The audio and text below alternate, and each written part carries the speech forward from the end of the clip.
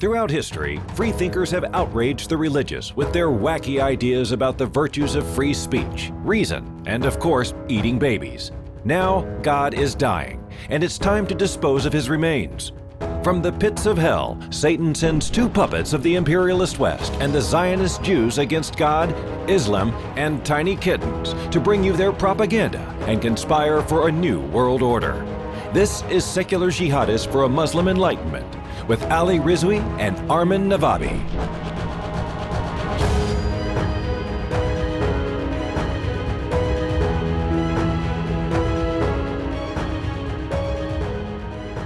Welcome everybody to a very special episode of Secular Jihadists for a Muslim Enlightenment. We're going to be joined by Prince Harry and Meghan Markle. No, we're here. This is actually, I've been really excited about this episode for a very long time because this is a fascinating topic. And we are going to be talking about the Prophet of Islam, Muhammad, who most Muslims, and pretty much all Muslims, believing Muslims, think of him as the infallible messenger of God. And many critics think of him as a warlord, statesman, a cruel person.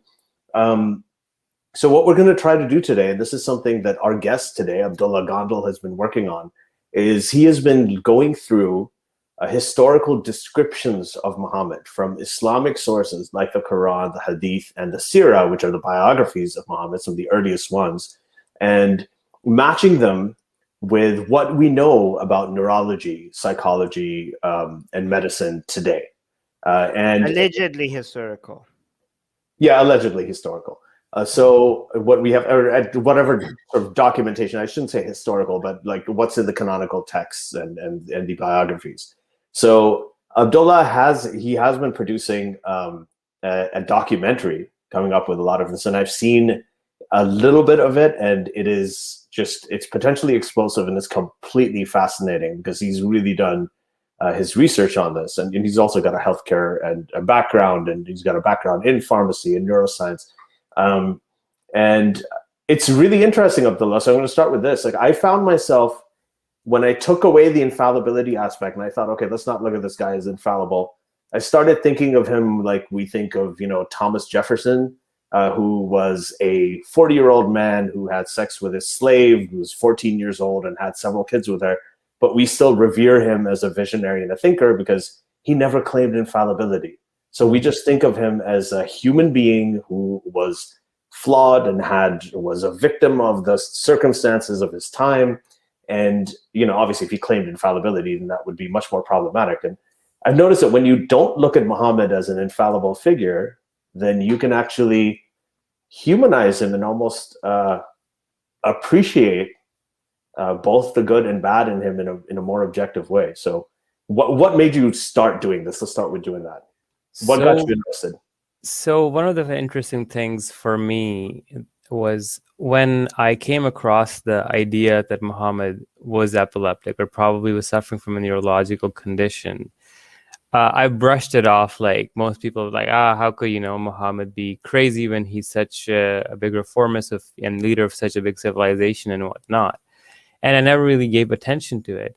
But then over a few months, I started realizing that, wait a second, in the Quran, there's like 11 or 12 verses that literally directly use the word majnoon. Why are people around Muhammad constantly calling him crazy? So I started looking into the history. Majnoon means crazy? Crazy, jinn possessed. Jinn. Possessed by the jinn. In Urdu, we also use this word majnoo, right? Majnoo ho gaya, like he's gone nuts or crazy. But the root of the word is possession by jinn. So when I looked into the history of that, I found out that jinn possession was actually viewed as synonymous with epilepsy a lot of the times. And this wasn't just in Muhammad's time, that it was also the case for a lot of the later Muslim historians and jurists and scholars like Ibn Qayyim, like people in the 14th century, 16th century. And they'd tell you that epilepsy is indeed caused by jinn possession explicitly. And they'd even derive it from the Quran, where there's a verse that the touch of the demons will make some people go insane. right? And then pre-Islamic Arabia had this whole idea that, you know, people who'd get possessed would start uttering poetry or forced speech like that. So some parts of the Quran resemble some of that too. Anyways, moving from me looking into his, I also came across other people's works and who else have looked into this. So I found a lot of people from the 9th century had said that he was epileptic. Then I found a bunch of medical historians that had said it. So then I came across this work by Dr. Abbas Sadeghian, who's actually a neurologist. He's an Iranian-based guy, but he's a U.S. citizen. He's been living here. He got his PhD. And he has 40 years of experience, and he wrote a whole book dedicated to his epilepsy. So it's called Sword and Seizure, and he specializes in specifically Whose epilepsy? To Muhammad's epilepsy. Yeah. Okay. Sword and Seizure. I love that. Yeah. So this was written in 2006, and he was actually, I think, a professor as well for a while. He even presented this idea to the New York University's Department of Psychology, and he wrote a blog post about this, and it's in fact his colleagues there who pushed him to write the book. So on my trail hunt, and I found another book by Dr. Dede Kurkut, who is a Turkish-based American doctor who also has about 40 years of experience, and he wrote a book specifically on Muhammad's epilepsy again. And he had published this book actually 6 years prior to the one I had found, Sword and Seizure. And these people had independently converged on the same idea. So these two neurologists with both 40 years of experience. So I came across another work, which was Dr. Alicina's Psychobiography of Muhammad. And I happened to read that one a little bit. When I kind of read that one, I saw the Hadith and the details of his symptomology. And that's when I realized, okay, wait a second. The people calling Muhammad Majnoon, or 11 times, there has to be a reason for it. And that's when it clicked. But the issue is that why would somebody call the Prophet crazy so many times? And why would Allah dedicate so many verses to defend this claim? If it was such an irrational claim, or a claim that didn't deserve any attention, why is this being repeated by his contemporaries a lot? So that was like how I got into it.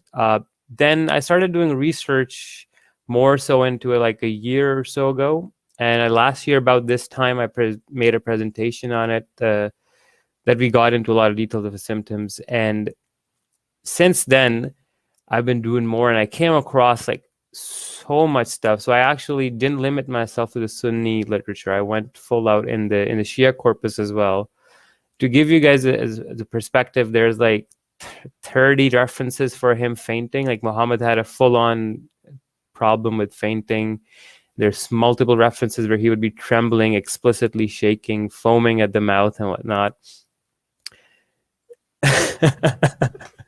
So anyway, this is just a brief summary before we get into the deep end of it. How I came across the argument, and I found out there's a lot of doctors who've written works about it. In fact, 1976, there's Dr. Freeman who wrote a paper about it as well.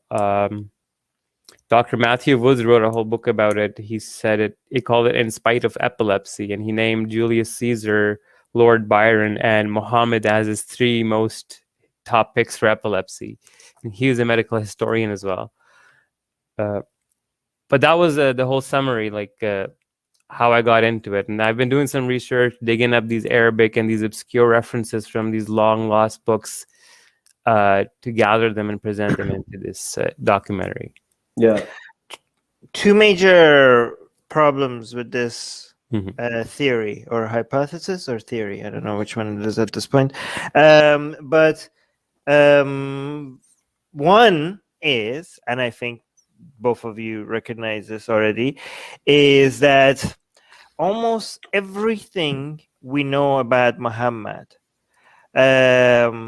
or that people say we know about Muhammad, was collected and written down around 200 years after when Muhammad allegedly died. When you come to take away everything that is basically hearsay or based on oral traditions, without any archaeological or historical document that proves that this is what actually Muhammad did and say. When you strip all of that away and you're left with what actually history can prove about Muhammad's alleged existence, is not even his name. The only thing that we know, seem to know, happened, it was that there was a dude, an Arab guy, that led Arabs out of not even Arabia. We're not even sure about that. And he led some armies, and after his death, this group of people continued these invasions and took down Jerusalem, defeated the Byzantine Empire in so many battles, and took down the Persian Empire. We don't know if this person, we know he was allegedly a prophet, a warrior prophet. We know that his religion was probably Abrahamic, but we're almost sure that his religion was not Islam. We're almost sure that he was not born in Mecca, as Muslims say. We don't know where. Some people have some theories, but it's almost guaranteed now that it was in Mecca. We don't know his religion we don't know if it was Islam. His name, we don't know if it was Muhammad. There's very little, and there's no reference to the Quran. There's very little that we know about this person that ended up becoming Muhammad eventually. All of what we know about Muhammad was originally canonized during Abdul Malik's time, and then fully solidified and canonized the way as Islam that we recognize today during the Abbasid dynasty. So given how very little we know about the person that Muhammad's story is based upon, how could we use these stories to come up with a theory about it? So that's number one. I could mention number two later. What do you think? So firstly, I would say that we do actually have contemporary mentions of Muhammad. In fact, if you were to look at the book by Professor Sean W. Anthony, Muhammad and the Empires of Faith, the making of the Prophet of Islam, it was published in 2020, and he's a professor of Eastern Studies, I believe. I have looked at those contemporary mentions, and he said that there is two mentions in two documents.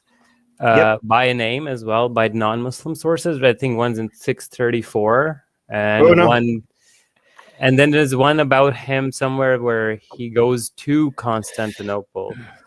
The other thing is so for example, may I respond to that, by the way, first? Yeah, for sure. The 634 one doesn't mention him by name. The 634 one is, I think, the Jacobi document that you're referring to, the Doctrine of Jacobi, which mentions an Arabian prophet armed with the sword. This is the one, and also the sixth. There's another one by the Christian priest that you're mentioning, the one that they attacked. Mentions the battle between the Byzantine Empire. They also in that mention they do mention Muhammad, and they say the Arabs of Muhammad. Okay, and in that document they also mention that this guy is a false prophet.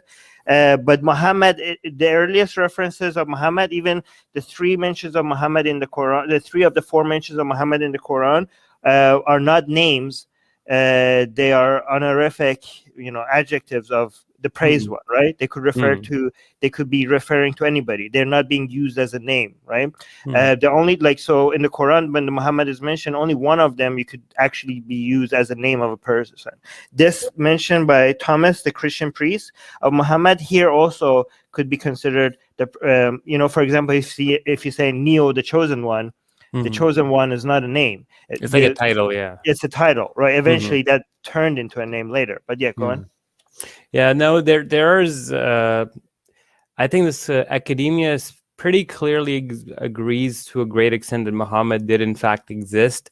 There is a dispute about his exact timeline because there are certain issues, like maybe he lived longer than is reported, but it's very fringe to find the idea that he didn't exist. Now, the thing that I didn't say that he didn't exist. I said we don't know anything about him. Right. So actually, what I said is that that person, probably based on historical document, there was a guy. There seems to be a guy, but 99% of what we know about him, which comes from the Hadith and the Yeah, Seera, exactly. is like was written so many years after that I didn't say it didn't exist. There was a dude that we almost know very little about. But yeah. Yeah, so the question that comes up to it rests upon the Quran and the Hadith and the reliability of the Hadith corpus, right? So one of the problems was for me to firstly realize that, okay, why would the Sahaba purposefully tell these embarrassing stories about their prophet that he was on the ground foaming, frothing, or shaking and trembling, right? It doesn't make him look good because his enemies were using those same exact things to tell people that he's crazy. So one of the things in the Quran you see is the mention of inna sanulqi alayhi qawlan thaqila, that it's going to be this heavy word cast upon Muhammad and it's going to have a burden upon him. So these Sahaba or companions ended up preserving precise symptomology to a very precise degree, with the intention that they're preserving the burden of revelation and what Muhammad's condition was, not knowing that they're preserving his symptoms. Now, because of that precision and how they match up with what we know now, and cases of people with the same epilepsy or disease, we can say that, okay, a lot of it could be authentic. It's not made up. And especially the descriptions, for example, how would the people back then know that, okay, when Muhammad hears the ringing bell sounds, right after that, he experiences the worst form of seizure, which is secondary generalization? They could not have known that, but they saw it and they reported that, right? So these kind of peculiarities, like you'll see that, okay, Muhammad would be sitting and suddenly he would turn his head and then put his head and fixate on the right side to the ground and then move it as if talking to somebody. And then his head would come back up and then he would forget what he had done. These are almost clinical descriptions of what you might see with somebody having damage on the left side of their brain and their head goes to the right and it starts twitching. Yeah. I have to, so this is kind of what I want to say is like normally you hear everybody talk about how the Quran knows so many things about science that we didn't know. And a lot of those things are wrong, right? Like, we talk about, Surah 86 verses 5-7, where it says that, man was created from a fluid ejected from between the backbone and the ribs. And that's not true because neither sperm nor semen are created in the chest. We know that is an actual error, scientific error in the Quran. The embryological claims, a lot of them are completely wrong compared to the embryology that we know now. But these descriptions of what Muhammad's neurological symptoms were during the time he was getting these revelations sometimes match up astonishingly with what we know about, say, like focal seizures today, right? Like the temporal lobe epilepsy. Right? Like if you have focal aware seizures where with epilepsy, you have, there's many different, there's focal seizures, there's generalized seizures, there's a classification. You guys can look that up. I'm not going to go into that. But with focal aware seizures, you still have consciousness while you're having a seizure. So you can have symptoms of, and I'll read some of these out, deja vu, you can have, short-term memory loss, you can have nausea, you can have hallucinations, like visual, auditory hallucinations. You can smell things that aren't there. You can have visual distortions. You can have delusions. You can have what's called synesthesia, which is where your senses of touch and sight and hearing all sort of become mixed up. You can have one sense experienced in a second sense, like you can see sounds potentially or hear sights. So on all of these things, and then there are subsets of this where people actually get very hyper religious type feelings, right? St. Paul, someone in the comments actually, I think Lois mentioned that St. Paul was talked about, like everybody thought that he had epilepsy too. So there's many religious figures who, when they're described as having these sort of really, really profound divine moments, their symptoms match up with what we know about epilepsy today, what we know about schizophrenia today, what we know about actually very severe forms of depression today. I do think that we need to give a disclaimer that even though like Ali and Gondal both have some their education and their background is somewhat relevant to what we're discussing. They're not, you're both not like expert in this specific field, right? When it comes to diagnosing people's mental health problems, right? So are you appealing to other experts for this? All right. Okay. All right. Yeah, we are. Let me say actually one thing about that, Abdullah, before you go on. And we talked about this paper earlier before the show, is that, there's several papers of this done, and there's one in the Journal of Neuropsychiatry, which is standard journal. It's by Evan D. Murray, and it's by a bunch of people who are actually experts in this. And they have talked about the role of psychotic disorders in religious history. And a lot of the sources that Abdullah is talking about are actually academic sources from people who are neuroscientists and who are experts in in this kind of thing. The other thing I want to say is this, in terms of posthumous diagnosis, and then after that, we'll go back to Abdullah, is that this is not unprecedented. Like, we have, one of the most famous examples of this is Karl Marx. So Karl Marx used to write a lot about these really painful and incapacitating boils that he used to get.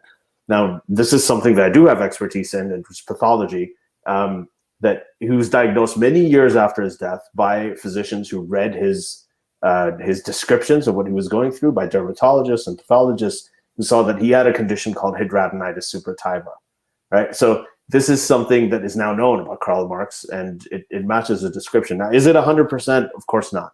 But is this, what is it? Is it skin? What kind of disease is this? It's mental health. When you talked about boils,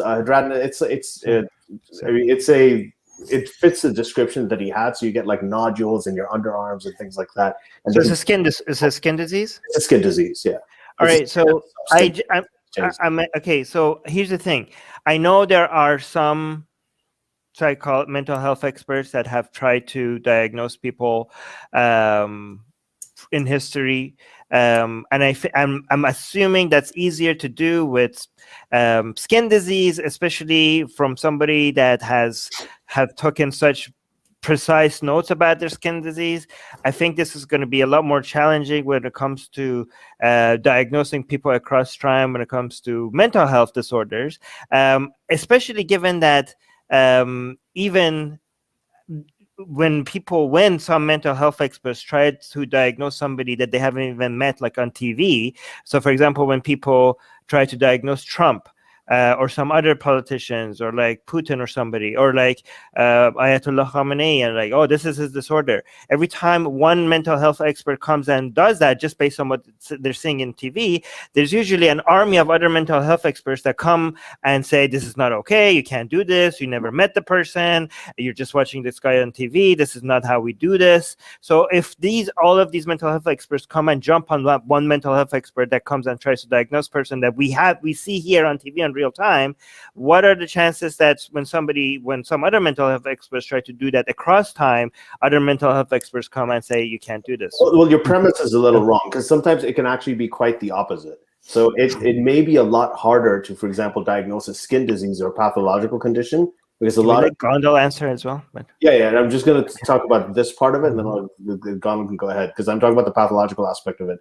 Often, if you want to diagnose organic skin and soft tissue disorders, whatever, then to get definitive diagnosis, you actually do need tissue biopsies. You need actual examination of the tissue and what you're dealing with. So that may actually be more unreliable. But when you are talking about mental health symptoms, you have stuff like the DSM-5 criteria, right, where you have a list of potential symptoms, and that can be described to you by the patient just as well as it can be written by somebody who observed them a while ago. So that may actually be more reliable. But God, So one of the things, like you said, is it might be hard to diagnose, and especially with somebody as sensitive as Muhammad, we have to hold ourselves to a very high standard of evidence, right? So firstly, you ask yourselves, okay, well, if he did have epilepsy, what would his followers have seen? Put yourself in the shoes of the Sahaba and imagine that, okay, these are 7th century Arab men that are not clinicians. They're not trained to give you clinical descriptions of seizures and whatnot, but they will, due to their religious fervor, still preserve it to the best of what they can see. What they end up seeing is explicit narrations of fainting, trembling, frothing, convulsing, spasms, and then ringing bell sounds and whatnot. And the point of this is that there's no point for them to fake any of these symptomologies. And then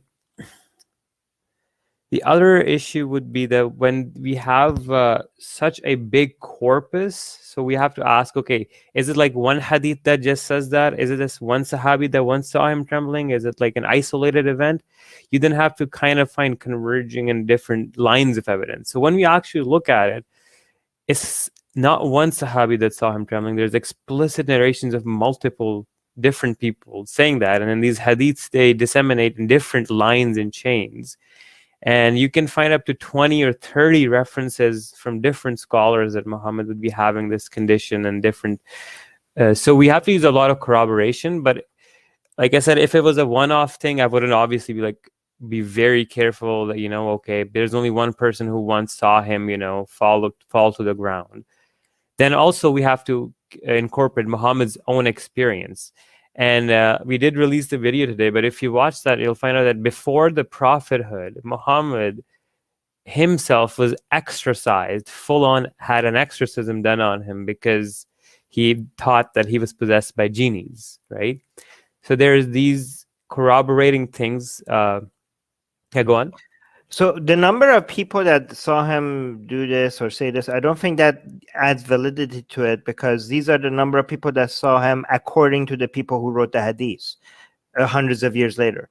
So, for example, when we look at when it comes to Christianity, right, we have 500 people witnessing the rising of Jesus. 500 people according to one guy, right? So I mean, you could have 1,000 people you could have 500,000 people according to one guy, right? But, so when we're talking about the Sahaba saying Muhammad did this, another Sahaba. Well, according to who, right? According to the people that were writing the Seera and the Hadith, or collecting them, or authenticating them at the time of the Abbasids, with the political intentions of making certain narratives work in the favor of the Caliphs, and some certain other narratives that were not working for the previous dynasty, which was Umayyad. Those need to go away, right?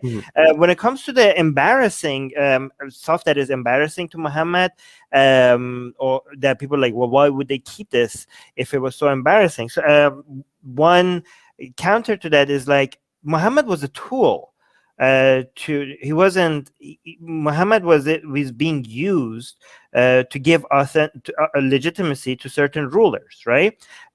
So some stuff that we find embarrassing, first of all, was not embarrassing at the time, but some stuff that was also embarrassing at that time is maybe because of these are alternative hypotheses. Like, I'm not saying these are what happened, but these rulers did some of them did some stuff that maybe if Muhammad did it as well, then less people would find it as problematic, because now Muhammad did it as well.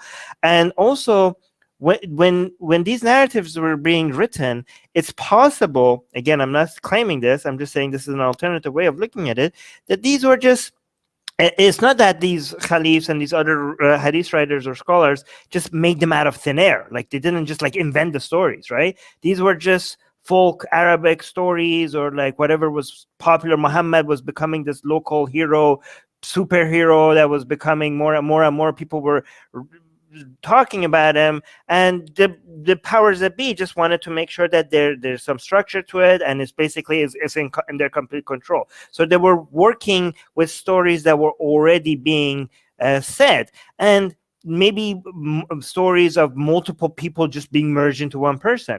It's possible that these are stories of other people that had these psychological episodes. Like, maybe one reason why these stories match perfectly with these, the epilepsy or whatever other mental health disorders that people have, is because other people that talked to God or heard God had these experiences, and their experiences turned into stories that were eventually added to Muhammad's stories. You know what I mean? So that's one reason why it might be matching it so perfectly. What do you think? See, That's a good point, that they could have heard people from before and used their symptom and projected it onto Muhammad. So the issue is that, firstly, the Arabs at that time were one of the pockets of ignorance in the region where their knowledge of mental illness and health was amongst the worst, because Egyptians had known about epilepsy for hundreds of years, so would Greeks and Romans. And in Arabia, it was still, in fact, even if recently they did a survey, you can find this paper, that modern day Saudi Arabia, 50% of the population still believes jinns cause epilepsy. So they were more unaware of the fact. So them having to have conjured up these descriptions is harder, that they had faked them. And then secondly, the thing is, we don't only have those descriptions to verify that Muhammad was experiencing epilepsy. We have what we see is his personality change. Not only that, we see a lot of traits in his personality, but what he left behind, his book. If you were to view it from a neurological perspective, in the book Dr. Dedekurkut mentioned, it's one of the such a good example for hypergraphia manifesting as compulsive rhyming in certain parts. And then you see certain, like Dr. Abbas says, that you also see a degradation where I actually have papers where temporal epilepsy induced compulsive rhyming in patients, because if you know that in the left temporal lobe, the the Wernicke's and Broca's area is the one that language is involved in. And if you have seizure activity there, it could cause literary genius to emerge, which, as we saw with Dostoevsky and Gustave Flaubert, then there's Machado de Assis, this Brazilian guy, and multiple other geniuses, right? So Muhammad having that, at first in the Meccan period, you see that. But what you distinctly notice is, as time goes on, his ability to rhyme is lost. The Quran becomes very prosaic, in fact, to the point where it never comes back to that same rhyme. Now, Dr. Abbas speculates that over time, with more seizure activity, his brain's language center worsened and he lost that thing. Now, also another thing is with epilepsy, you see is these people have personality tendencies to go towards violence, or when they don't take criticism well. And so if you look at Muhammad's life, at first he tried committing suicide himself. Then as soon as he gets into power, he expels the Jews, the Banu Qurayza massacre, the raids, the constant ideation over, fight the disbelievers. The descriptions, the violent, psychotic descriptions of hell, where, chains and hooks and boiling oil and whatnot. So when you actually match up the evidence from the Quran, you can see then the linguistic evidence. You have viscosity in speech, where he's jumping topics and he keeps repeating himself over and over again. And you compile that, you have one line of evidence there from a linguistic perspective. Then you have his whole life, where his Seera, where his marriage is like how Dr. Abbas and Dr. Dedekurkut speculate that up till Khadija died, Muhammad was hyposexual and he was with Khadija. And as soon as he died, he has his uncle die the same year, his wife died the same year, his financial stability is gone. He calls it the year of depression. And then within 1 month, he marries within 2 months, he marries Aisha and Sauda. And then he ends up marrying 18 women. It's almost as if it's a different guy. The personality change is so sharp and stark. And then he boasts about it. So these kind of things. Or because he's a merger of multiple different stories. Yeah. He could, so that's actually possible. So what happened is that I and I know this from my psychiatry rotations. When I was in medical school, about a good percentage of the patients who were there who had schizophrenia, who had mania, other things. They thought that some of them thought they were prophets. Others thought that they were the Sipis Salar. What is that in English, Abdullah? Sipis Salar, like. Do you know what that is? Like a chief of army staff or something? Oh, okay. For the prophets, like they were there. So they actually formed little communities based on their delusions. And they say, up to 30 to 40% of any given group with this diagnosis, right? We may have these delusions of, having these delusions of grandeur, that they have these things. So it could very well be a merger of different personalities that are being documented. But I think it's more than just if we look at everything in combination. Yes, so you have 500 people saying that saw Jesus rise, up to the sky. You have all this, but it's not just what these different people in different scenarios, and who may not have even met, saw. It is that they all saw similar things. It's about what they saw, and the similar things that they saw actually match up with a pattern of symptomatology that we now recognize. So again, Armin, the thing is, let's move on to some of the other stuff, because I think that there is significant doubt. You're absolutely right. Right? No, because I think something I said was not very clear. Maybe it's the Arabs at that time didn't need to. Let's say you're correct. Let's say the precision of the things that Muhammad said and did. I don't know. I'm not an expert, but let's say it matches epilepsy perfectly. It's too perfect. It's just too perfect. And but the thing is that these Arabs at that time didn't have to know what the symptoms are for this to be matching without it being Muhammad's story. Because even according to Muslims themselves, there were random prophets popping out before Muhammad, at Muhammad's times, and after, and after Muhammad's death. People were like, I hear God. That guy was like, I hear God. Like, they were all over the place. From Syria, modern day Syria, modern day Iraq, modern day Arabia, people were like claiming prophethood all the time, and I assume, I don't know, some of them had epilepsy. Okay, so I'm just saying that Muhammad's story could be completely made up, and this could not reflect on Muhammad. But the people who collected these stories, some of them were taken seriously, some of them weren't taken seriously, some of them were taken seriously for a while until their cult died out. But I'm just saying that the behavior of all these so-called prophets were observed by all these people that were collecting these local stories. So again, this couldn't be not reflecting Muhammad at all, and yet reflecting people who hear and see things all the time. Yeah, but I think, that's true. But that's more of a disclaimer that, of course, there's the possibility that this could be multiple people. That I think a bigger possibility.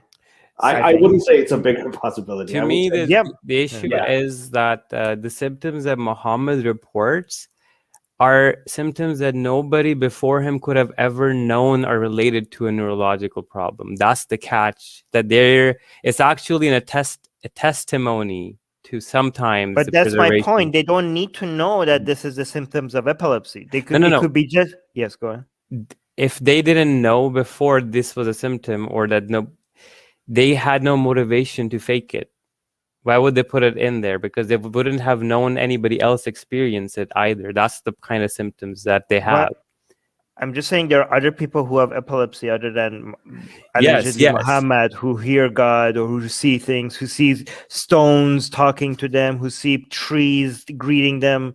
There are other people who have these experiences, and I'm assuming, given the religion, the heightened religious, like the belief in God, like there were so many religions around us. This is around Jerusalem area, right? All like because that around Jerusalem is where these stories eventually got canonized, not Arabia, right? It's so natural for me to believe that when anybody who has epilepsy at that time, and I assume a whole bunch of people did, the natural conclusion of like, hey, I think I'm a prophet, right? I'm just thinking like it can't be just one guy hearing stuff and seeing stuff that assume it was a prophet. There must be a whole bunch of people that assume that. I mean, we have that today, right? We have that even today. People hear things and they're like, hey, I'm God, or I'm the son of God, or I'm Jesus, right? So if we have that today, how? I'm just saying this is not something that you need to be a mental health expert to be able to for you to like. This is not, we don't have to allege that the Arabs had to be experts at diagnose. They just had to see other people who had the similar behavior. That's all that was needed. And I'm just saying that some of his contemporaries did see that, and that's why they kept repeating. In fact, Muhammad's wife at first literally straight up said, you go get exercise, you're possessed by a genie. And then allegedly guys, I'm gonna in here, because as someone who's listening to both of you, I'm telling you right now. Speaking of repeating ourselves, we are going in circles. So you guys have both made the same argument twice. So Let's move on to the thing. So yes, in conclusion, yes, there is a disclaimer. This could be multiple things. It could be something else that it doesn't look like. But basically, what Abdullah is going with the sources in the Quran, the sources in the Hadith as we know it, which are obviously in question. I think that to listen to that conversation, you can go to Tom Holland, our interview with Tom Holland, where we discuss the authenticity of all of that stuff. And that's also an interesting conversation. But an additional thing was that because the whole doubt was we can't rely on just one line of scholarship, like Sunni scholarship, just to verify, I attested allegedly to this. scholarship. That's Allegedly. yeah. I also took the line of Shia scholarship that hates Sunni scholarship to see how they view how Muhammad got the revelations. So when you got two converging lines, in my opinion, that was the most objective way to do it. And they all kind of come to the same conclusion. So so what did you? Let's move on to move on from this discussion and talk about what are the different things that you found. So you ran through a couple of things really, really quickly. Can you explain them? So you talked about hypergraphia. So are you getting into there's a form, this Geschwind syndrome? You know about well, you obviously know about Geschwind syndrome. Just a disclaimer, I just want to make it clear, there's no such thing. I know Gondal agrees with me. There's no such thing as Sunni or Shia scholarship, just in the same way that there's no such thing as witchcraft scholarship. These are people who think they're scholars, they're not scholars. Everything here is alleged. Just have to make it clear. I'm just talking about, maybe we have new audiences that we have. The very existence of it, and that's why I'm referring to the Thomas Holland episode. So feel free to check that out. But right now, let's focus on the this thing. So you talked about hypergraphia. So hypergraphia is a symptom of it's of a subset of temporal lobe epilepsy, where you have compulsive, extensive writing, and then you're talking about compulsive rhyming as well, right? And who was it that the book that you said that actually looked at this pattern? So it was Dr. Dede Kurkut books. He mentions it. He says that even the first revelation, like read in the name of the Lord, read. So his explanation is that the words get kind of like a repetitive tape in the hippocampus. I can't explain it past that because it's very complicated, but he explains that hypergraphia is an overexpression issue, which happens especially in complex partial seizures. Another disclaimer that the book was authored way before the 2017 terminology change happened. So petite mal, grand mal, complex partial, those are now changed to focal and whatnot. So sorry, I just forgot where I was. So you were talking about the hypergraphia and some of the symptoms, Geschwind syndrome. So he mentions a paper in there where he says that if you were to compare anybody to express themselves about a general question and have them write their answer, the tendency for people with the hypergraphia or CPS would be 500 words compared to 10 words or 20 words for the same thing being described for a normal person. So he also notices this repetitive pattern. And then he also says, like in the Quran, if you notice, some surahs are actually just like Surah Rahman. He just keeps repeating that one phrase, which favors of the Lord will you deny? Then in Surah 70, I think Surah Mursalat, he goes on this rant about Wailul Kul, he says, woe upon the disbelievers again and again. Now, one other thing I extended from that was that if you look at the first 5 surahs that were revealed in the order of revelation, and you only take the verses that were revealed in Mecca in that revelatory order, you get the surahs that are 96, 72, 73, Surah Fatiha, and Surah Lahab, and one more. Now, I did a statistical analysis of that just to see that what the hell was Muhammad talking about, that even in the second chapter that was ever revealed to him, allegedly, there is 3 verses that are dedicated that Muhammad is crazy, right? So why is this happening? So when you do this, early Meccan surahs, right? The first 5 to 7 chapters, right? And you come to an astonishing pattern that you realize in his speech. So like 85 to 90% of the verses are just dedicated towards threatening Meccans, insulting them, or telling them how they could be tortured in different ways, right? Yeah. Every surah starts with the first 5-6 verses telling Muhammad, hey, Allah directly addresses them like, hey, be nice, read in the name of the Lord, or get up and pray. And then Allah literally comforts him. They tell you you're crazy. You're not crazy. You're not crazy. And then it's the same pattern. Threaten the Meccans. They're going to go to hell. Use an example of the story, one story from the past, that how they disobeyed and Allah destroyed them, back to how they'll burn in hell. They'll burn in hell. And this repeats for the first 5-6 chapters. And then you realize, holy shit, I get it why the people around him kept saying he's gone nuts. Yeah. So there is this other thing, and I know that we've talked about this before, Gondal, but just the idea, when you talk about the stark difference between the Meccan and the Medinan surahs, right? Mm-hmm. Is there, and to Armin's point here, right? Is it possible that the Quran could have had, as we talked about, could the Quran potentially have two separate authors rather than that massive shift that happened in his mindset, and that sort of sudden U-turn of degeneration? More than two, maybe. Well, I mean, let's say at least. I'm saying at least in the sense that you have the Meccan surahs that are actually quite consistent with the things that they talk about, the way that they're written, the hypergraphia patterns that you're talking about, the compulsive rhyming patterns that you're talking about, and how that starts sort of falling off when you get into the Medinan surahs, and falling off even when it comes to the content of the Medinan surahs and the way that his life is described. So is that maybe a more likely possibility than the fact that you had the same author authoring the entire book? So this was a question that has been discussed. I mean, a lot of people say that it's the same author. Some have speculated me two authors. Some even said me more than two authors. Now, what we do see, like if you look into it, the shift isn't abrupt. So when he goes from Mecca to Medina, it's not like, okay, this is the surah where he switched, and from there on, everything is like Surah Baqarah. So when you actually put a timeline of his life, you kind of see a gradual shift. And you can also see the shift to words where you see, okay, now it's the second year he's in Medina or whatever, and he's more in power. So now he's starting to talk about the Jews in a nice way to attract them. Okay, it's the third year, they're not listening. Okay, now he's getting more violent, whatnot. But Dr. Abbas Sadriyan, he says that one of the reasons for the prosaic shift in the Quran is, and then never the ability to come back to it, was also because he says it's the damage that his temporal lobes have sustained over the course of his life.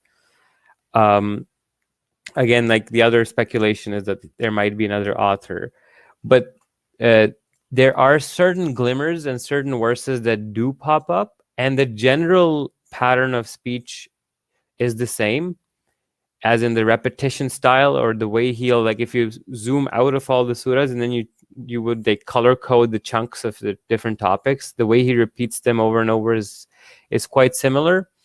So there's also another thing called stock phrases. So this is something that poets or writers will use to finish off sentences where they can't come up with a rhyme. They'll have these pre-made phrases to fit the rhyme. Like if you want to see a bad example of this in the Quran, there's one part in Surah Baqarah where Muhammad, literally 3 verses in a row, uses the exact 3 phrases to end the last ending of the sentences. It's phenomenal. But the stock phrases are the same, and the way they're employed are the same. So there is the idea that, okay, maybe he was the same guy. But again, it can't be discounted that it might be a different author. Although I just find that the second author would fixate or ideate the same way, and then carry on the deficient or the lack of eloquence sometimes in the Quran. It doesn't make sense. They could have improved it much more. Yeah.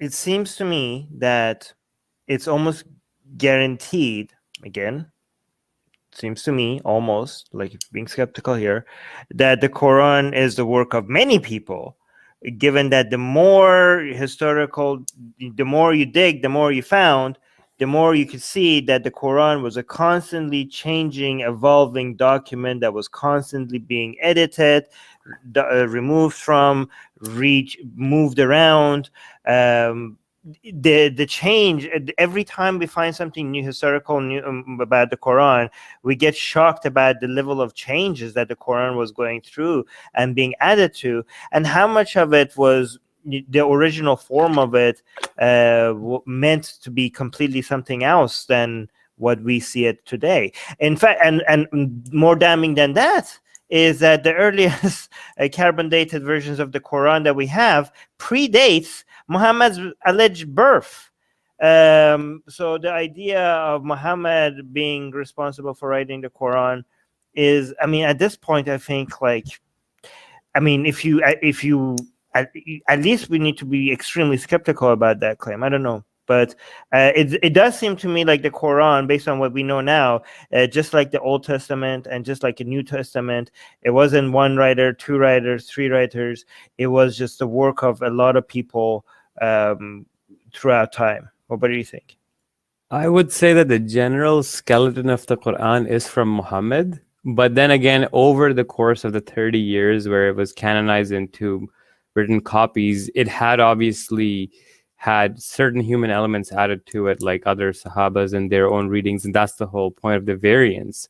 But most scholars will still agree that most of the Quran does fit the general skeleton and the expression style of the mind of Muhammad, what Muhammad's mind would conjure up. Now, another thing I wanted to know was that Muhammad's Quran was, it wasn't that, okay, it was just 30 years of no Quran manuscript and then suddenly Osman came and then, oh, he sent the manuscript. No, it was Ali and Ibn Mas'ud and Ubay. They had their own copies of the Quran, competing copies, and they had their disagreements. And some people speculated because of such disagreements as Osman burned the Quran for.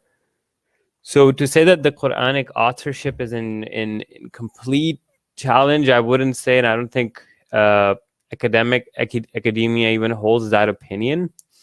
Now, another interesting thing I just wanted to add towards that was Muhammad actually had a memory problem. He had severe amnesia at certain points. And this is what I wanted to add to this thing, that firstly, Muhammad says that he would at times forget the Quran, like completely forget certain surahs, where there's hadiths where Muhammad would be walking at night and Aisha would be with him, and Muhammad would be like, oh, peace upon this and this guy, for he reminded me of such and such a surah that I had been made to forget. And this is echoed in the Quran. To go for it, Armin. Yeah, actually, this is very interesting, because let me give you an alternative hypothesis here, okay? So the one hypothesis is that Muhammad forgot parts of the Quran and they added it back in. And the argument from the scholars that, like, okay, this must be authentic. This is too embarrassing to Muhammad for it not to be real, okay? Not just embarrassing based on the standards of our time, right? Like, we were like, oh, Muhammad has slaves. Well, why did they keep that in? Well, because that wasn't embarrassing to them, right? But this is embarrassing. Like, your prophet forgets things. Your prophet can't tell the difference between God and verses coming down to him from the devil. Why would you keep these in unless they were real? Like, other people have made similar arguments for things in the Bible. They're like, oh, this must have happened because it would have been more convenient for Jesus not to be born in Nazareth. So this must mean that it's historical, or else if they were writing it from scratch, they would make it more convenient. They would make Muhammad look better. However, the alternative hypothesis is maybe, again, they wanted Muhammad to forget things, and then because they were adding stuff to the Quran. Exactly. Because that is a very good point. Right.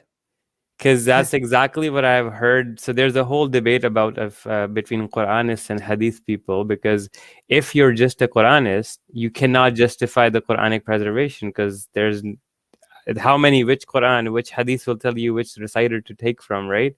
So this whole debate comes down to that. But what he said, like, if Muhammad is the Quran literally says in itself that, oh, Muhammad, Allah will make you remember the Quran except what he makes you forget. So Muhammad adds a theological loophole here, that even if he forgets the Quran, it's not him forgetting the Quran, it's Allah making him forget the Quran. And then he adds a loophole in Surah Baqarah that, oh, Allah makes him forget the Quran so he can change it with newer verses and better commandments. So this doesn't stop here though, but Muhammad's memory has a huge, like a chunk of lapse, to the point in 7 after Hijrah, he was afflicted with, you might have heard, black magic, right? Right. And The comb in the well. Exactly. Now, when you read the details about the hadiths, you find something very fascinating. Is there Muhammad had amnesia, where he would forget he had done something in his everyday tasks, had false memories and then he'd completely forget that if he had had sexual intercourse with his wives or not. He would at times think he had done a sexual act. A very odd curse, by the way. Yeah, and they mentioned that was the maybe makes you think I'm a prophet. So what's shocking was that, okay, people think this condition lasted for a few days, but when you actually go to the literature, it lasted from 6 months to 1 year. So for a whole year, Muhammad is inflicted with this condition where he's forgetting stuff, he has amnesia, he has false memories, and he's afflicted under magic. So you ask yourself, well, then if he can't remember the Quran and his own memory is failing, he's not a reliable source. You can't trust him to pass on God's word, right? But when you continue on reading about his condition, so there's a paper, I believe, from Stanford University. Muhammad, during this phase, accompanying his amnesia spells, was he was left in a catatonic state, and he would have uncontrollable jerks in his limbs. Very, very fascinating thing. He had, and that sometimes he would be walking and his leg would just go loose and he would collapse and fall on the ground. Oh, like one of those sheeps that you yell at. Oh, wait, no, I should take it back. No, wait. Sorry, I people have these conditions in real life. I shouldn't make fun of this. I'm sorry. Yeah. No. So this is a real thing. I forgot that we're not talking mythology and stories. These are real problems that actual people have. Yeah. Okay. So I'll take that back. Because I thought we're just talking stories. But okay, no, don't mean to make fun of people. Okay, go and continue. So Muhammad had this whole year of this, and then another peculiar thing. I think we're done with the memory aspect of him. But another thing I find interesting is, have you heard of capgras delusions? No. Okay, so Dr. Ramachandran explained this, that some people, they have a part of the brain called the fusiform gyrus, and it's linked to the amygdala, and it gets damaged due to TBI or whatever unknown reason. And these people will see their family members, but say, that's an imposter. There's somebody wearing a mask. It's not them. But when they talk to the same person, when they can't see them over the phone, the people are like, oh yeah, that's my mom. But as soon as the mom comes in front, that's not my mom. So what is happening is the link between the facial recognition with the amygdala is damaged. So when they look at their parents' faces, it doesn't solicit an emotional response. And you can verify this by putting a galvanometer on their skin, and you show them it doesn't solicit the same response compared to a normal person when they see their parents. But because the part that has the memory of the voice of their parents is still intact, when they hear the voice, they still think it's their parent. So this causes a lot of people to have this this thing that they'll see and they'll misattribute or misidentify people, right? And fascinatingly, this is what I'm trying to talk, that these are the things that stuck, and Muhammad was reported with multiple chains to have had, that we found out very recently. That so Muhammad would be visited by the angel, but in fact, his wives would be like, and no, it would just be his friend, Diha Kalbi, and he would come visit him, and Muhammad would tell, no, he's an angel, he's not my companion, he's an angel, Gabriel. So Muhammad was having the capgras delusion that no, his companion is in fact an angel and not his companion. And his wives were like, no, he's just a normal guy. And another fascinating part to couple that, which was just an additional detail, that Diya Kalbi was known to be amongst the most handsome companions of Muhammad. So the capgras circuit, probably facial recognition, and people like to look at nice faces. And if you have hallucinations, you're always told that A lot of people that see God, they see him in the best forms. Like Muhammad at least said that he saw God in the best of forms. We do need to ask one of the Bobo in the live chat, who's one of our patrons. Thank you, Bobo. Ask a question. So we do need to ask this question. Ali, do you want to read this? Yeah. Bulbul is asking, how was Muhammad so successful if he had serious mental health disorders?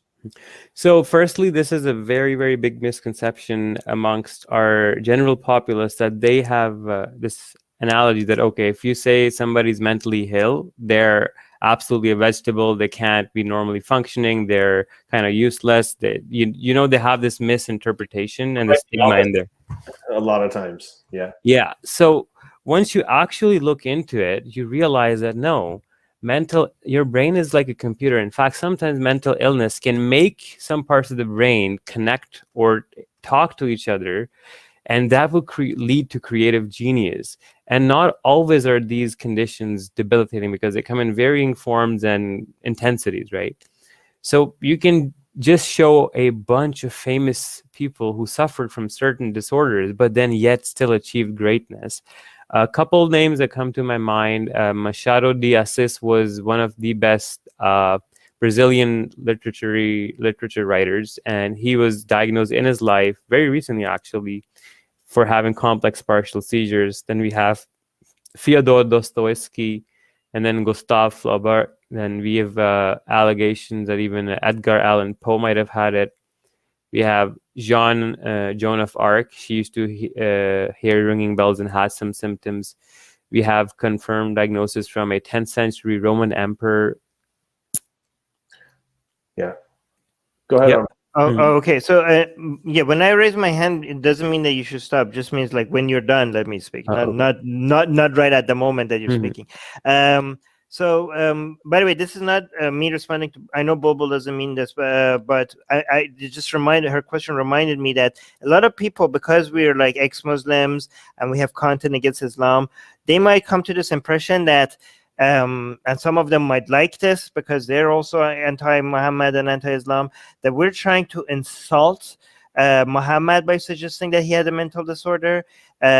Using mental disorder as an insult is not what we're doing here. In fact, if anything, I think Gondal might be doing the opposite, to try to suggest that maybe he's not as guilty as if he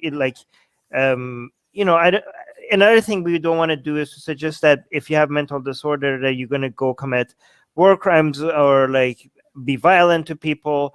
Like we're not excusing that either. We're neither insulting Muhammad here because of his mental disorder, or we're suggesting that people with mental disorder are likely to go commit a lot of violence. In fact, most people with mental disorder are I don't know if it's true, but I heard some people saying that they're even on average less dangerous than people that don't have mental disorder. I don't know, but I'm just saying we're not suggesting that. This is just Gondal doing investigation and looking at experts and trying to come up with a conclusion. This is not meant to be using mental disorder as an attack on Muhammad. Okay. Yeah, so, I'll also say this, that there are certain types of mental health conditions that are associated with higher creativity and higher intelligence than the average. I mean, all these stereotypes that we have of the mad scientist or the eccentric genius. I mean, these are not accidents. I mean, bipolar disorder, for instance, is associated with higher IQ levels. It's associated with higher levels of creativity than the general population. In fact, a lot of the most creative artists, that you've heard of, and they're actually too many to name, tend to be have had things like bipolar disorder, have had some forms of schizophrenia. Just to give just a small point what Armin just said. So the paper we were talking about earlier about the role of psychotic disorders in religious history considered, in the conclusion of the paper, the doctor that wrote it, they say that we suggest that some of civilization's most significant religious figures may have had psychotic symptoms that contributed to the inspiration for their revelations. It is hoped that this analysis will engender scholarly dialogue about the rational limits of human experience and to serve the general public and educate them about persons living with mental illnesses, and to understand that you don't treat these people with the idea that, oh, they're dumb or they're limited or they can't live like a normal life. Con artists. Exactly. That's the whole point that they make in the paper too, that unknowingly we are now realizing that at the last sentence they say that the psychotic spectrum disorders have had a monumental influence on civilization. And still do, by the they way. still do. When you have somebody like him, you can't. And I know you can't diagnose psychological disorders from a distance. Your idea is getting cut. Go on. Sorry, but if you look at some of the demagogues, if you look at, like, for example, just Trump in the last 4 years, I mean, it's amazing how much influence these people have. And he's not the first one. There are many people in the past who have been tremendously influential, who were most likely, had certain mental health conditions. Bulbul is asking, can you shed some light on Muhammad's doggy genocides and what mental health issues? So that is very interesting, because Muhammad. And let's finish reading a question and what mental health issues may have led to that. Okay, go on. So the story is that one day Muhammad was just waiting for Angel Gabriel, like a normal guy, and then he gets mad. He's agitated, and his wife is like, "You seem really upset. What's wrong?" So he tells her, Gabriel was supposed to show up at my house, but he didn't show up. And in Sahih Muslim, the hadith said that he was so angry, he took a stick and he threw it away. And then he found out later on, when he left his house, Gabriel came and said, I wasn't entering your house because there was a puppy inside of it. It was underneath your bed.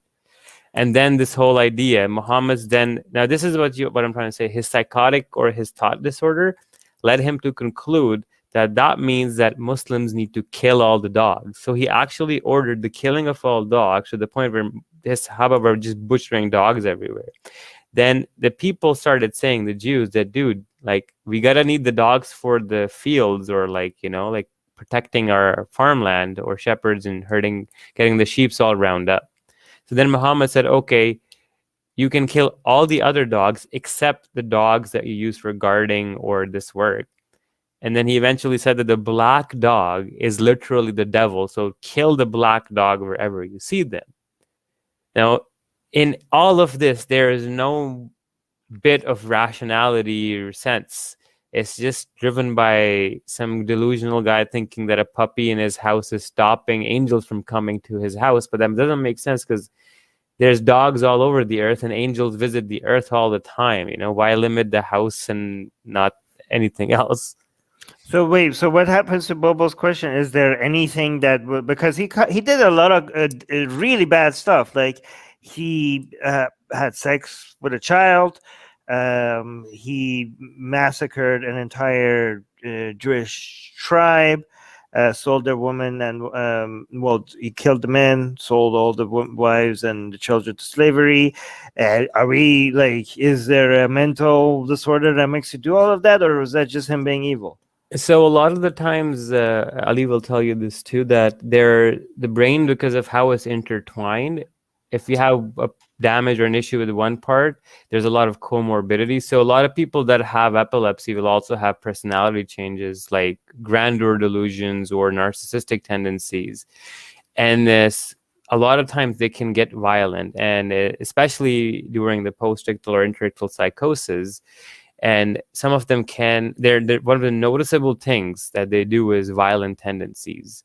And that's in why very specific situations, some people, right? I don't want to suggest that. Okay. I don't want to link mental disorder with violence, because that is, I don't want to, go on. When you get, with delusions, and we also have these things called shared delusions. You guys can look those up. So there are people where their family members might believe them, because, the people with delusions, you have to understand, people with delusions actually believe their stuff is real, right? Like I'm wearing a black shirt right now. If I was deluded, I could look at it and say it's yellow, and I would say it with such fervor that it's yellow that, imagine people around me who just really hold me in high regard suddenly, saying that, this is our new yellow from now on. So people do have shared delusions, and you can have mass delusions. You have this thing with Abraham. What clearly happened, the guy heard voices to kill his son, and he went and he tried to kill his son. That stuff is that is textbook psychosis.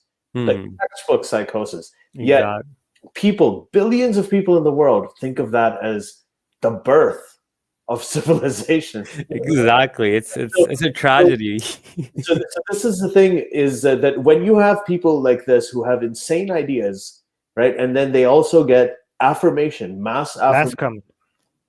Sorry? We're already over time, so Yeah. this is the last thing.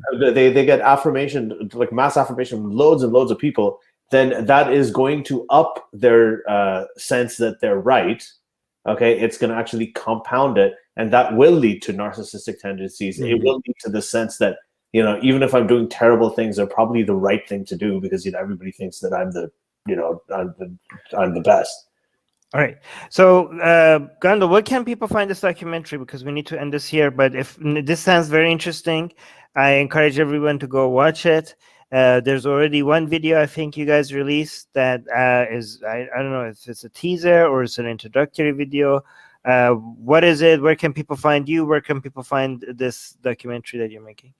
All right. So firstly, I would say that I already did one presentation on this last year. It was on Abdullah Samir's channel called The Psychotic Prophet. In that documentary, or in that presentation, we covered just very, very briefly some few famous epileptic cases, some symptoms of Muhammad's, bit of the Quran. And now what I'm doing is I'm furthering that into a formal, because that was just a live stream. I'm doing a formal documentary, and I've gone into a lot more depth. We're going to be featuring Ali on there as well, describing some of the details, because he's a medical professional. We're going to have Dr. Abbas Sadrian, who I have him on interview. Then we're going to have the book of Dr. Dedekurka that I happen to have with me. And he brings so many cases that are literally the exact hallucinations Muhammad was having. Apart from that, I compiled up to 200 references for just the symptoms from a wide range of books, books that you don't normally find, that aren't translated into English. In fact, what I had to do was, because I know Urdu, when Urdu was the language of Islam in the subcontinent, a lot of these major books from Arabic got translated into Urdu. So I can read those and then find the Arabic and whatnot for... so these books like Suyuti's Khasais al-Kubra and whatnot. Then I also have Shia narrations in there as well. So the documentary will cover... Don't ever trust the Shia narration. I'm kidding. I was going to say don't ever trust the Shias, but then I had to switch it to Shia narration so that YouTube doesn't strike us down or something. Well, you're both ex-Shia, right? So Yeah. So I did that. What I'm going to do is... what I have done so far, I've released the first 10 minutes of the preview, and the preview covers up Muhammad's psychosis and him hearing voices, having severe seizure-like symptoms where his chest was cut open, and then he even tried committing suicide, and he was exorcised for jinn possession before the revelation began. So we kind of covered that, his life story up to that point. The next part, I'm going to divide the documentary where one part will be dedicated to specialists describing the disease and how it will manifest, the different forms, different types of seizures, myoclonic, tonic-clonic, clonic, all sorts. Just a very layman description, or for the public, that, you know, where the temporal lobe is, or the different lobes and whatnot. Moving on, we're going to then jump onto experts tackling the symptoms of Muhammad. So we'll have Dr. Abbas Sadrian, Ali, and some other experts are going to comment directly on the narrations about Muhammad. Then we're going to jump into his life. Now, this is very important because we have to not forget that we can't just focus on him foaming and frothing and having the seizure. We also have to, we can't just focus on the ictal phase. We have to focus on the interictal phase as well, where his personality changes. And you can find so much evidence of his, like, why did he run to the graveyard every other night? Stuff like that. And then we're going to conclude it all with the analysis of the Quran and linguistically the ideas and then the violence Muhammad did and whatnot. But yeah, this documentary might take, I don't know, maybe a month, 2 more months to finish producing. And it could be 60 minutes long or even longer. Amazing. Can't wait, man. Yeah, I think this is it's great, and from what I've seen of the stuff that you're doing, I mean, it looks really, really compelling. John M has a comment here where he's saying this is actually giving me some compassion for Muhammad, and I think that that's a really interesting comment because it did the same to me. I think that, you know, when you look at him as a historical figure who is just a regular human being, it does two things. It gives you compassion, some sympathy for him as a historical figure who maybe didn't mean badly, but you know, when we look at it in the context of his time, it looks bad. It's like the Thomas Jefferson example that I gave. But at the same time, it also challenges his infallibility, right? What do you say to people who have mental disorder and will tell you, might say, "Can you please stop associating us with somebody who's doing genocide and abusing children"? Would that be a concern? If somebody with mental, like from people who I think it's we're not doing it out of a place of like hate and whatnot, but we're actually trying to do this from a point of education. And in fact, it's not just me, because the whole point of medical historians writing books and doing posthumous or retrodiagnosis is that we learn from history, and instead of, it's not about pointing fingers at people with mental illness, but in fact it helps reduce the stigma around it, because in another way it shows that, okay, you can also be suffering from any disorder, but you're not actually limited, or you're not being hindered completely. You can still lead a normal life, and people need to view you as still as a person who can achieve greatness despite some issues you might be having. And like I said, like for the whole, one of the major points I want to drive home with this documentary is to have people understand that even if you have epilepsy or schizophrenia, you can literally win the Nobel Prize in mathematics and economics. There has been cases like that, right? So again, you post these on Abdullah. Where this is going to be on Abdullah Samir's channel again? Where would this? Yes, yeah. Okay. You can find the current 10-minute preview on his channel, Friendly Ex-Muslim, but we'll be posting the formal one, not decided yet where, but most likely on his main channel. All right, so that now people know where to go find it when it comes out, and we will let people know as well when it does come out. And so so just wanted to say thank you, Abdullah. Abdullah, what's your Twitter handle? It's Gondal X. You can follow me there. X, and we're going to put that in the description, so you know where to find him, and you know where to follow whatever you want to follow. I do want to have a part 2 of this, because this other aspect that you were talking about that we didn't get to at all is also another sort of sympathetic, humanized view of Muhammad about the early part of his life, when he went through a lot of childhood trauma and how that shaped his in some of the Meccan surahs, right? Allegedly. Yeah. In fact, yeah, exactly. Like, because you see, that's the name of our podcast. Everything is alleged. Yeah. Yeah, just the last thing, like we will definitely discuss it, because we see this a common thing with people who end up showing these issues in later on in life, have almost always got a traumatized childhood, unfortunately, or a lot of the times. And Muhammad losing both of his parents in a society that didn't treat orphans nice, then losing against his granddad as well, you know, it creates a lot. Imagine yourself being in that position, the identity crisis you would have growing up, right? And this trauma will in the future cause your disease or something to pop up in a bad way. Also, we also talked about this before, but I think that we need to talk about this part too. Is that he spent a lot of his. I know. I just want to one last, please. And I have to talk about the patron thing too. But you know, just the thing that he spent a lot of his early life with women, like his mother, his father died, and then he was with his wet nurse for a long time, and then he grew up, and then the first woman he married. I mean.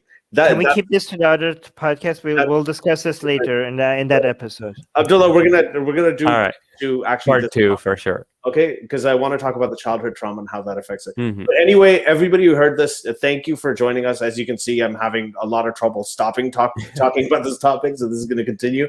We're going to put all the relevant information in the description. Now, if you want to actually take part in this, if you want to watch all of these things live, if you're listening to this on audio and you want to watch it live, consider becoming a patron. It's SJME. It's patreon.com/SJME.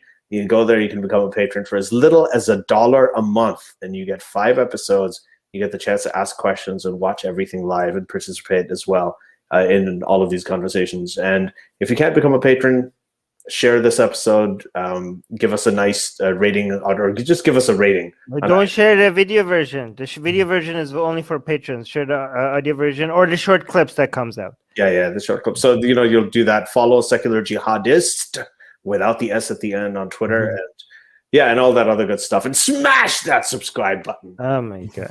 okay. Ring the bell, whatever the bell. Yes, do that. Do the bell thingy. Do every. Yeah, go. Yeah. Yeah, it'd be best, everybody. The Secular Jihadists have been made possible thanks to the Illuminati and the covert support of Israel and the CIA. That's what we have been told, but we haven't received our checks yet. If you like what we do, please support us. Share the podcast with your friends. Write and tweet us with topic and guest suggestions. Or head over to secularjihadist.com and give $1 or more for exclusive access to live video. Have your questions read and answered on the air, and more. Till next time, may the flying spaghetti monster be with you.